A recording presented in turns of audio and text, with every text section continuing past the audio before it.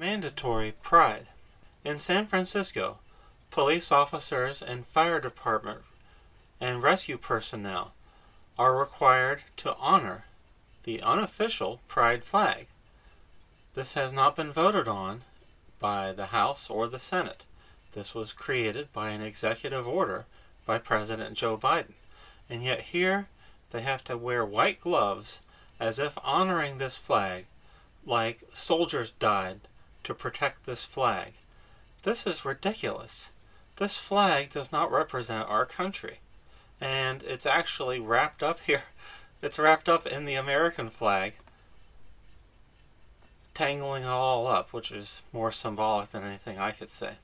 Joe Biden's message of mandatory trans pride is a deliberate strategy by White House lawyers to divide our nation.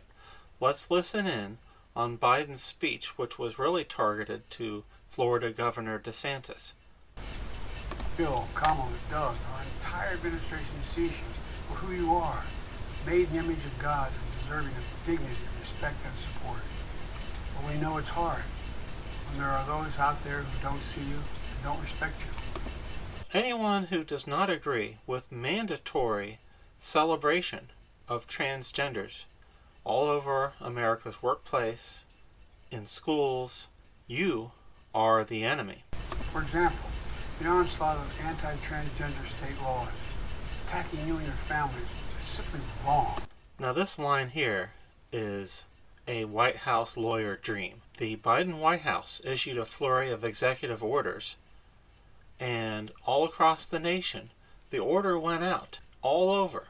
And then when states react to this onslaught against their liberties, Biden then says there's an onslaught of state laws. No, sir, the state laws are a direct reaction to your lawlessness, the lawlessness and divisiveness of the Biden administration. This administration is standing up for you against all these hateful bills. That was the plan, divide America by forcing and mandating transgenderism everywhere in all 50 states, and then Biden comes out and says, I'm standing up for you against these hateful bills. And we're committed to advancing transgender equality in the classroom.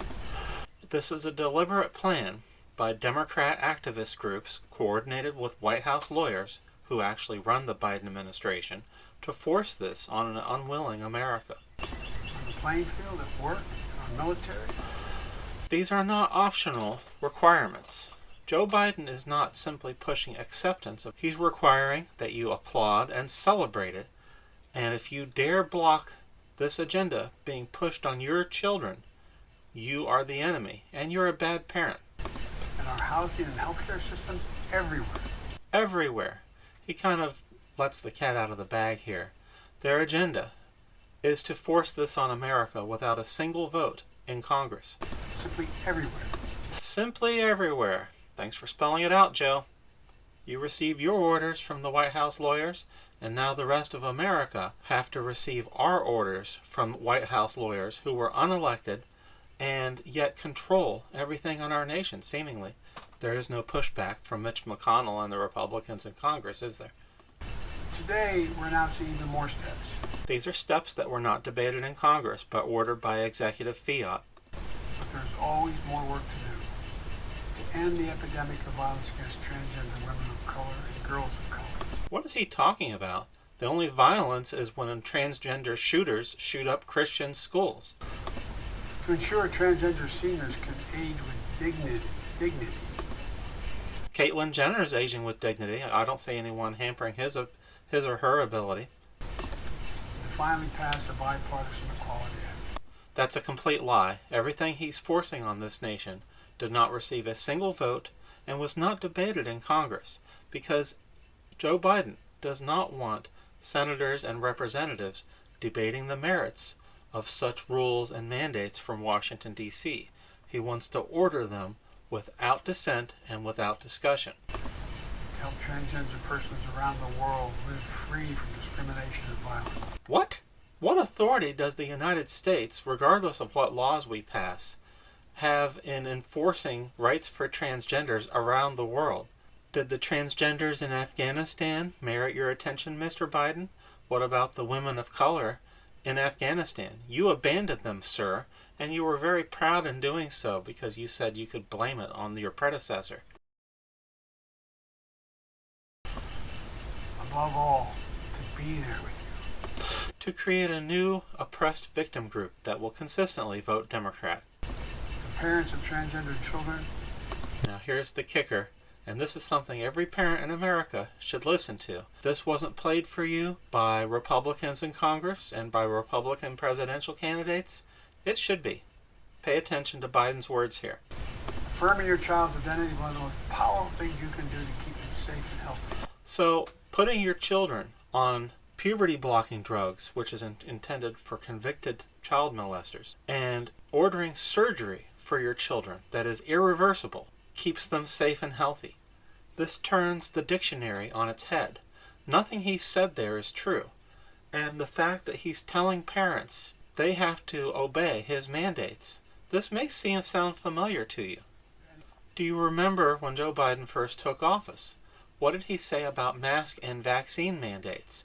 Joe Biden said, to be patriotic, you have to wear a mask anywhere, outdoors or indoors, even if you were sitting in a boat in the middle of a lake or standing on the top of a mountain by yourself. Joe Biden ordered you to wear a mask wherever you were. This was not a choice. This was an order from him to the American people, which, incidentally, according to the U.S. Constitution, is a power no president has ever had. Ever. And yet Joe Biden comes along with the same plan to order you to take vaccines and vaccine booster shots, or you'd lose your job as a doctor or a nurse in the hospital.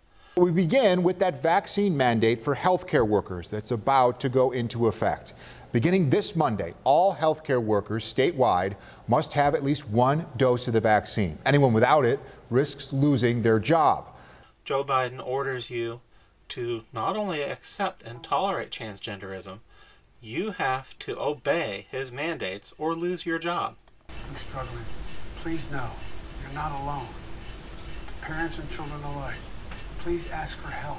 Help is not taking puberty blockers and getting unwanted surgery that your children cannot reverse if they change their mind a decade later, sir. And know this, you're so brave, you belong, and we have your back. God bless you all. Be brave. There's nothing brave about ordering America to accept something that was never debated, never discussed, and never passed into law in the House of Representatives or the U.S. Senate. You, sir, are not a dictator. Stop acting like one. Thank you.